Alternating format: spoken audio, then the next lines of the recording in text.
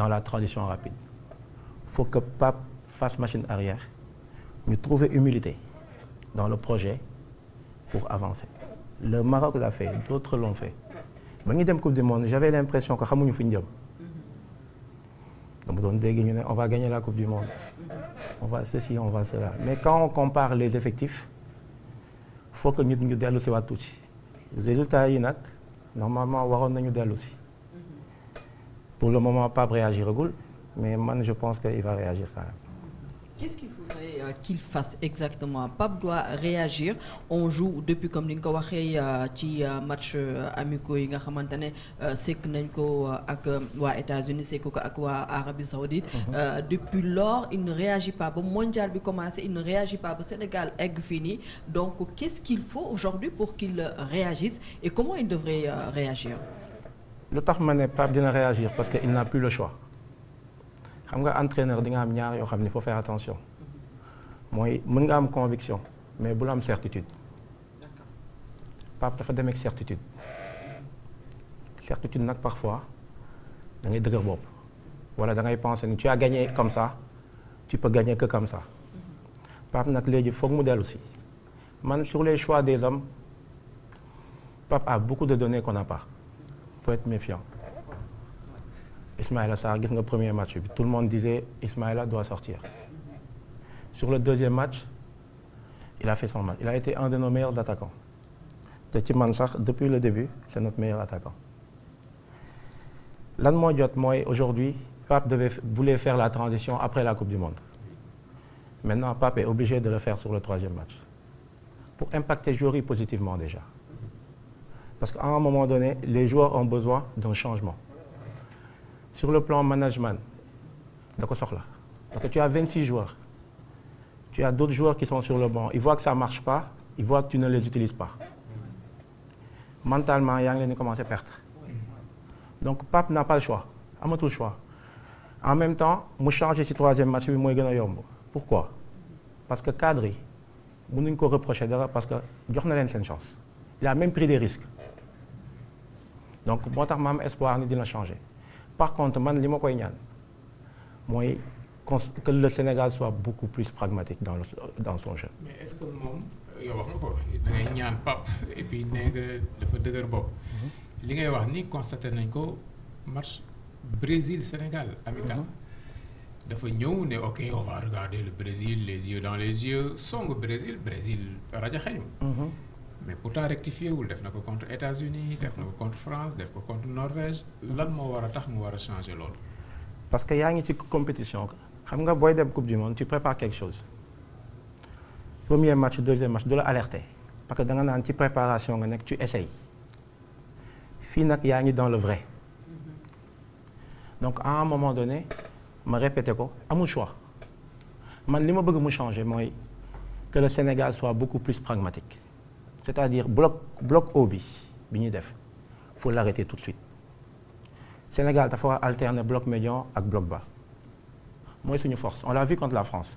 Première mi-temps le Sénégal était bien en place ñu am densité man xaw ma lan moo leen dal ci mi-temps bi. Qu'est-ce qui s'est passé? On a cru qu'en fait on avait une petite équipe en face. On est revenu en deuxième mi-temps ñu manquait humilité et dans le jeu ñu bëgg jouer comme à la CAN avoir le ballon.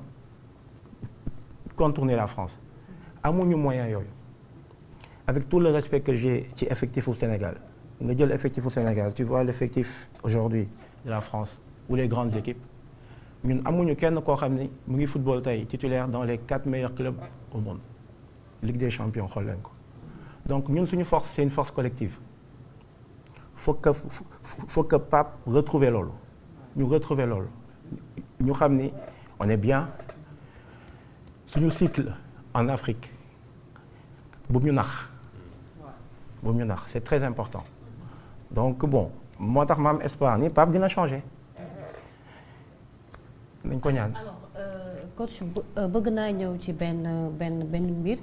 Parce que tout le temps dañuy gis ne pour ñu changer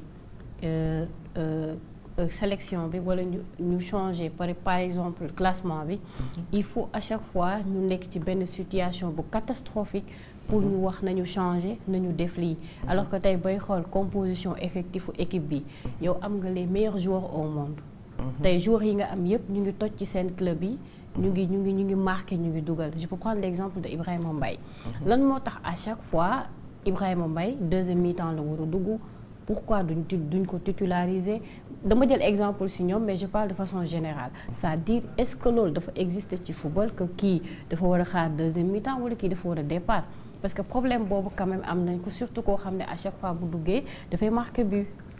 xam nga football dafa am ay profil il y a des profils yoo xam ni bon ñu ngi koy bousculer léegi ak Lamine Yamal ak Mbappé que l'âge ne compte plus parce que nit ñi souvent dañ naan bon jeune da ngay dugg nànk-nànk Ibrahima Mbaye joue pas beaucoup en club il faut dire la réalité par contre à chaque fois bu ñu ko woowee équipe nationale il nous donne satisfaction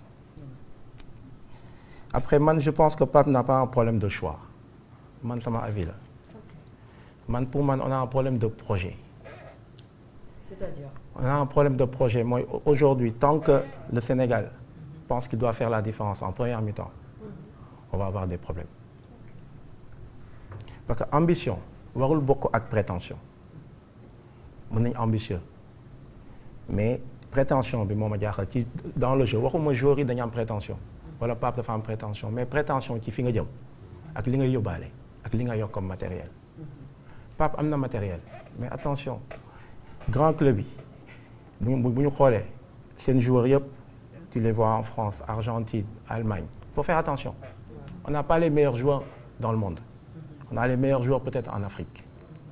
dañ koy aborder neneen te yeneen équipe bi en Europe dañ préparer Coupe du Monde ils ont regardé le Sénégal jouer xam nañ suñuy force suñuy faiblesse gis nga dans le monde même travail mën na nekk ci football mën na nekk feneen ak feneen il faut de l'humilité et de la patience dans le travail tey mënuñu ñëw dès la première mi-temps nous frustrer ñu ne on doit faire la différence. La France menait 1-0 contre l'Irak à la mi-temps hein.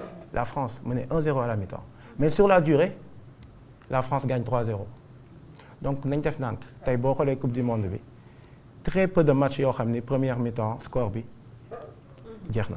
Comme le cas de hier. Tous les matchs sont compliqués parce que amatul petite équipe. Donc tey ci man ce n'est pas un problème d'Ibrahima Mbaye ce n'est pas un problème d'un autre aujourd'hui Pape faut mu réfléchir sur 2 points ci projet bi ak sur le positionnement de Sadio Mané. Sadio Mané c'est notre meilleur élément man je l'assume c'est notre meilleur joueur. Mais il faut malgré ceux qui pensent que jamono ji xëy na il est fatigué ou bien il est usé wala son temps est révolu. man du ma wax loolu. parce que Sadio Mané avant la CAN lu ne dégg nañ ko lu ne wax nañ ko. Il a été le meilleur joueur de la CAN. Aujourd'hui, sur le plan individuel, c'est ton meilleur joueur. Sur le plan technique, sur le plan expérience, sur le plan tactique, sur le plan technique, c'est ton meilleur joueur. Li nga war a def mooy nga réfléchir pour le mettre positionnement boo xam ni il peut performer. Sadio pour man ne peut plus jouer sur un côté. te boo xoolee bii bu ñuy dugal match bi contre Norvège Sadio s'est retrouvé intérieur. En une touche de balle, il a pu décaler Ismaïla Sarr. Parce qu'il a ces qualités-là de venir entre les lignes. Les grandes équipes, dañuy jël leurs meilleurs joueurs, les entraîneurs réfléchissent comment le mettre dans une situation boo xam ne il va être performant. Et la réflexion est là. Où mettre Sadio Mané pour qu'il soit performant et garder en même temps l'équilibre et la structure. Où le mettre alors? Fan lañ mën a def Sadio? Parce qu'il a plus ses jambes de 20 ans voilà. Et même s'il est notre meilleur joueur, en tout cas pas sur ces 2 matchs quand même. Man, je pense qu'il faut le mettre, Sadio, il faut qu'il soit un électron libre. Il faut qu'on essaye que quand on a le ballon, dans l'animation, Sadio Mané soit intérieur et qu'on puisse jouer peut-être, moi je prends mes risques, avec 2 attaquants. Parce que Ismaïla Sarr, sur les derniers matchs, joue presque 2e attaquant. Mais l'autre, il n'est que prétentieux alors que non, là tu joues avec 3 attaquants. Ouais. Aujourd'hui, c'est l'animation en fait qui compte. Football, 4-4-2, 4-3-3, lui fait le système là. Ce qui compte, c'est l'animation quand tu as le ballon et quand tu ne l'as pas. Quand on a le ballon, Sadio Mané, dans l'animation du Sénégal, Sadio Mané doit se retrouver intérieur, à l'intérieur du jeu, en électron libre, pas en numéro 10, mais en électron libre. C'est-à-dire Sadio peut être entre les lignes, il a la qualité technique et comme ça peut aspirer les défenses adverses parce que le Sénégal a des forces, comme Ibrahima Mbaye, comme Ismaïla Sarr, sur les transitions rapides parce qu'on a des qualités de vitesse. Et maintenant, il faut qu'on essaye de travailler pour que ces joueurs-là puissent s'exprimer. Je pense que c'est le cadre. Les joueurs ne sont pas dans le bon cadre pour être performants par rapport à leur qualité. Ismaïla Sarr, c'est un des meilleurs joueurs sur les 5 premiers mètres. Il est très très fort dans le démarrage. Il faut qu'on réfléchisse sur nan lañ ko mën a tegee position boo xam ne il va partir de l'extérieur pour prendre l'espace dans l'axe, pour attaquer le but. Ibrahim Mbaye, la même chose. Donc je pense qu'il y a cette réflexion-là à avoir. Et surprendre aussi. Le Sénégal ne surprend plus. Et le chantier de la défense, me revenir sur grande compétition humaine. La base, c'est de bien défendre. Nous ñëwaat ci projet de jeu bi. Être sur un bloc médian ou un bloc bas, avoir une bonne base défensive. Ensuite, après, prétendre à autre chose. Me revenir sur l'autre parce qu'en fait, ils ont des qualités, des forces, des faiblesses de changer. La vitesse ne sera jamais leur qualité première. On a des joueurs qui sont Kalidou, Niakate, Sek s'il rentre, Pathé 6. Ce ne sera jamais leur qualité première. Donc en fait, tu t'adaptes à leur qualité. C'est-à-dire qu'il faut protéger cette défense. Protéger cette défense-là, pour moi, c'est le bloc.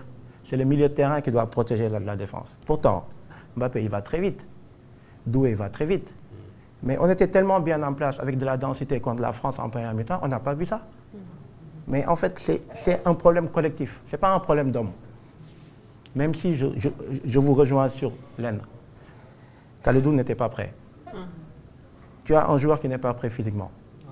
Tu oses aller chercher la Norvège sur un pressing haut. Alors qu'un pressing haut, moo gën a metti ci football sur le plan défensif. Parce qu'il suffit qu'un joueur soit en retard ou physiquement soit pas prêt, tu te mets en difficulté. Parce que quand tu vas chercher, il faut qu'on soit presque en 1 contre 1. Donc joueurs yi bu ñu déjeuner boo leen toppee tamit dans le dos tu laisses de l'espace. Donc physiquement faut être très bien en place. En plus de ça, il faut le travailler énormément à l'entraînement. Tu sais qu'il y a des joueurs qui ont gagné. Ils ne sont pas entraînés avec le groupe. Donc le choix des hommes ne sont pas adaptés au projet. Donc moi j'ai un problème par rapport à ça. Donc voilà, réflexion bidal ci man fofu la wara nek dal. Alors tey jii nii d'après vous quelle serait l'équipe type boo xamante ne suñ ko tegee war nañ mën a espérer gagner ki nga xamante ne moom mooy Iran ba qualifié. D'autant plus que da nga optimiste donc. Oui. Il va falloir se mouiller là. L'équipe type dans une compétition comme ça amul équipe type. Il faut prendre les joueurs qui sont en forme, les joueurs en forme du moment. Man dama am doute ci benn côté. C'est-à-dire joueur bu toog 2 semaines, 3 semaines sans compétition, il commence à manquer de rythme. Et on a beaucoup de joueurs qui sont là, qui n'ont pas joué depuis. Xam nga CAN bi suñu force lan la woon mooy on changeait même d'attaquant. Le premier match, Jackson a joué. Deuxième match, muy ni beneen attaquant titulaire. Tout le monde est concerné. Tout le monde a du rythme. Tey on a 3 attaquants qui yoo xam ni peut-être presque on ne les a pas vus. Iliman Ndiaye a joué 10 minutes, 15 minutes. Bamba Dieng, on ne l'a jamais vu. Chérif Ndiaye, on ne l'a jamais vu. Alors qu'il était en feu. D'autres. Donc en fait, moi, ce qui m'inquiète, c'est qu'ils sont comment Actuellement, oui. depuis 3 semaines. Ouais. Sur le plan mental, sur le plan rythme. La seule chose que je peux